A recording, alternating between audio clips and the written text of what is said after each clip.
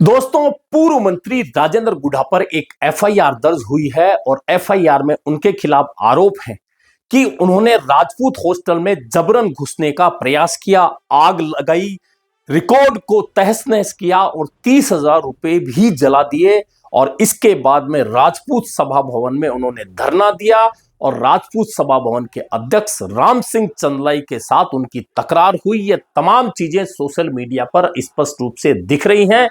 इनमें से आगजनी का जो घटनाक्रम है वह सोशल मीडिया पर या वीडियो में मौजूद नहीं है, लेकिन बाकी घटनाक्रम हॉस्टल में जबरन घुसने सहित तमाम जो चीजें हैं स्पष्ट रूप से नजर आ रही है। और अब इस सारे मामले को लेकर उन पर एक एफआईआर दर्ज कराई गई है। एफआईआर को लेकर पुलिस जांच करेगी, क्या होगा क्या नहीं होगा यह अलग बात है, लेकिन इस पूरे घटनाक्रम ने राजपूत समाज की राजनीति को एक बार फिर सड़कों पर ला दिया है। और दरअसल राजपूत समाज की लड़ाई इसलिए बोल रहा हूं क्योंकि कहा जा रहा है, लोग स्पष्ट रूप से नहीं कह रहे लेकिन कह रहे हैं कि राजपूत सभा भवन की राजनीति से जुड़ा हुआ ही यह पूरा प्रकरण है।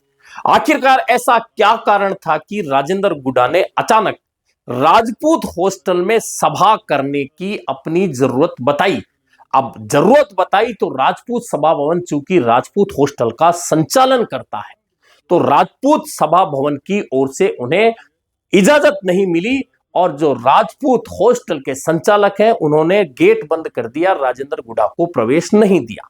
उसके बाद आप वीडियो में देख सकते हैं कि किस तरह से पिछली दीवार पर सीढ़ी लगाकर राजेंद्र गुढ़ा छत पर चढ़ते हैं और छत पर चढ़ने के बाद वे अंदर उतरते हैं। वहां कुछ उनके समर्थक नारेबाजी करते हैं, उन्हें माला भी पहनाई जाती है और वहां पर राजेंद्र गुढ़ा कहते हैं कि क्या तिहाड़ जेल जैसा माहौल बना रखा है और यहां छात्रों से मोटा पैसा लेकर उसमें गबन किया जाता है। यह वे बात करते हुए नजर आ रहे हैं, फोन करते हुए नजर आ रहे हैं।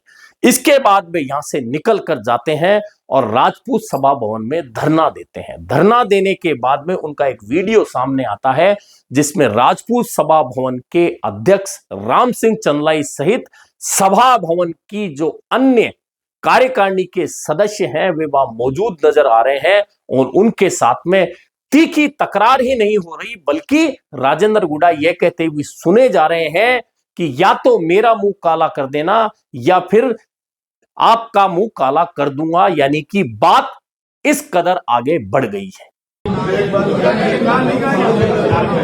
ताला लगा हम सब लोग आपके आदेश से ताला लगा नहीं लगा और झूठ बोल रहे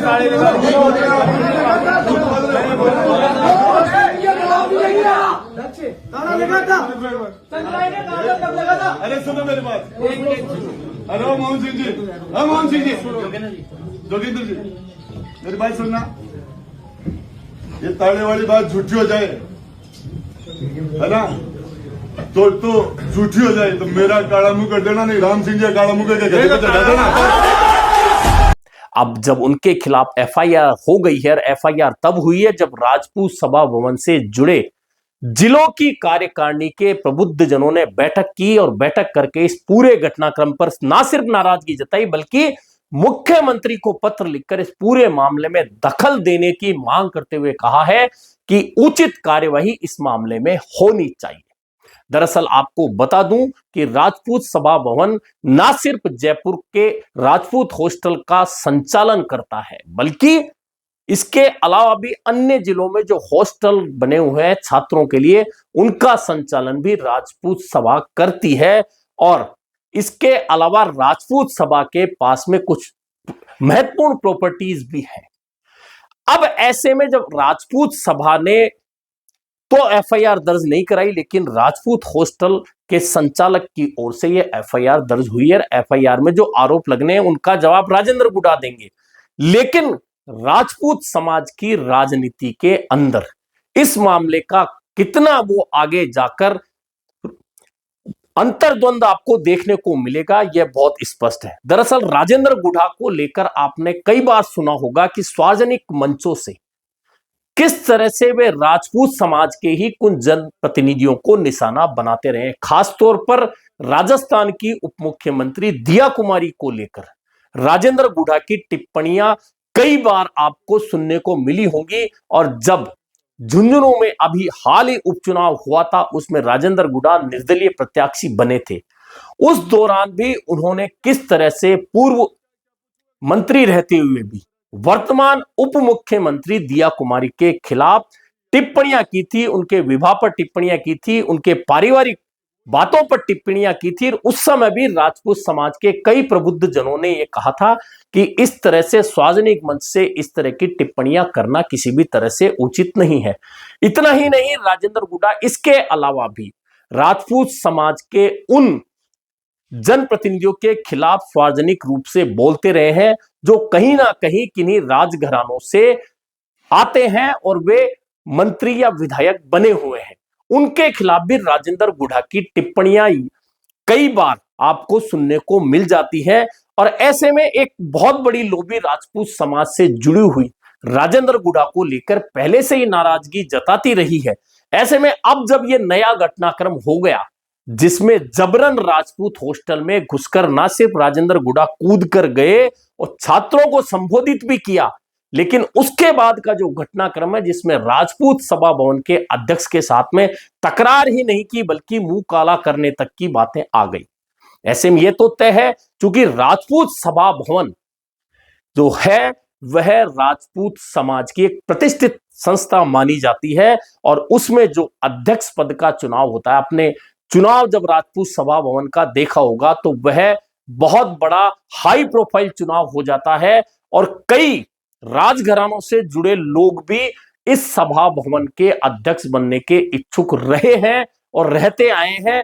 और दखल जो है राजपूत सभा के चुनाव में वह राजनीतिक लोगों का भी होता है, राजघरानों का भी होता है। इसीलिए होता है कि यह एक प्रतिष्ठित संस्था है, लेकिन इस प्रतिष्ठित संस्था के अध्यक्ष के साथ में राजेंद्र गुडा की तकरार जो सोशल मीडिया पर आ रही है, उसके बाद में समाज से जुड़े लोगों की बैठक होना, राजेंद्र गुडा के खिलाफ एफआईआर दर्ज होना, यह कोई साधारण घटनाक्रम अभी लग रहा होगा, लेकिन आगे चलकर यह घटनाक्रम राजनीतिक असर भी दिखा सकता है।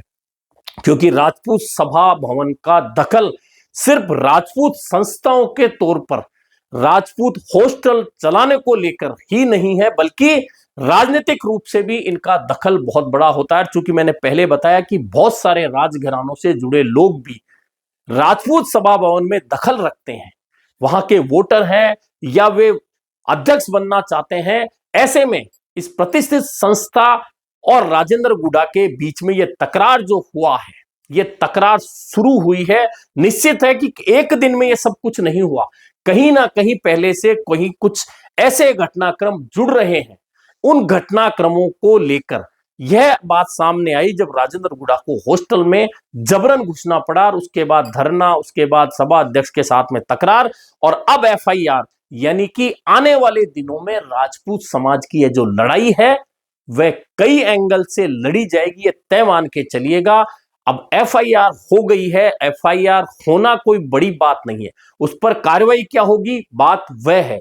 क्योंकि महत्वपूर्ण बात यह है कि क्या पूर्व मंत्री के खिलाफ जो आरोप लगाए गए हैं वे साबित होते हैं और क्या पूर्व मंत्री राजेंद्र गुडा इस एफआईआर दर्ज होने के बाद में बैकफुट पर आ जाते हैं, या फिर जिस तरह के तेवर उन्होंने दिखाए हैं राजपूत सभा भवन अध्यक्ष राम सिंह चंदलाई के सामने, पदाधिकारियों के सामने, क्या वैसे ही तेवर बरकरार रखते हुए अपनी इस लड़ाई को आगे भी वे जारी रखते हैं।